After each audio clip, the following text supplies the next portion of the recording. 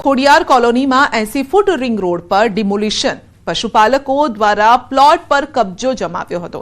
ગેરકાયદેસર દબાણ દૂર કરાયા છે। અંદાજિત ₹20 કરોડની કિંમતના પ્લોટ પર માલધારીઓનો કબજો હતો।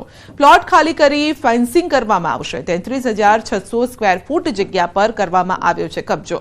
પોલીસ બંદોબસ્ત સાથે કામગીરી કરવામાં આવી।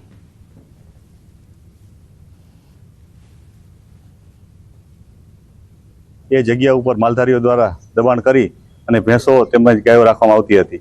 એ પ્લોટ હાલે ખાલી કરવાની પ્રક્રિયા હાથ ધરવામાં આવેલી છે, જેમાં પૂરતા પોલીસ બંદોબસ્ત સાથે એસ્ટેટની ટીમ તેમજ સોલિડની ટીમ દ્વારા હાલે આ કામગીરી ચાલુ છે। આણંદમાં હત્યાના આરોપી સકંજામાં આવ્યા છે। પોલીસે 2 આરોપીઓની કરી છે ધરપકડ। રમેશ ડાભી અને બેચર સોલંકીની કરી છે ધરપકડ। ઝારખંડથી મૃતક કામ માટે ગુજરાત આવ્યો હતો। સામાન્ય બાબતે હત્યા કરી હોવાનો ખુલાસો થયો છે। તો પોલીસે 2 આરોપીઓની ધરપકડ કરી છે અને રમેશ ડાભી બેચર સોલંકીની ધરપકડ કરવામાં આવી છે। ઝારખંડથી મૃતક કામ માટે ગુજરાત આવ્યો હતો અને તેની હત્યા કરાઈ હતી।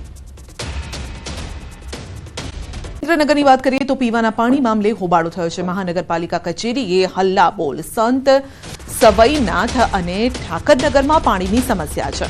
વાસણો અને પ્લાસ્ટિકની નોઝલ સાથે વિરોધ કર્યો છે। પોલીસ અને સ્થાનિક વચ્ચે ઘર્ષણ થયું। સ્થાનિકોને અટકાવતા આ ઘર્ષણ થયું હતું।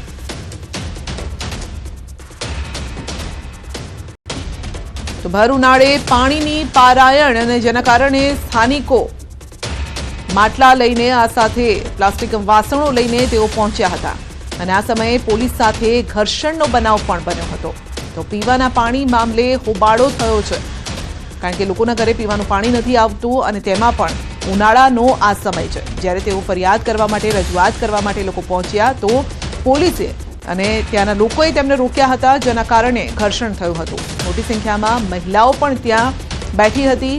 કેટલીક મહિલાઓ બાળકો સાથે ત્યાં પહોંચી હતી, કારણ કે પાણીની જરૂર સવારે ઉઠો એટલે પાણીની જરૂર હોય, રાત્રે સૂતા સુધી પાણીની જરૂર હોય, પરંતુ અહીંયા પીવાના પાણીનો જ પ્રશ્ન છે।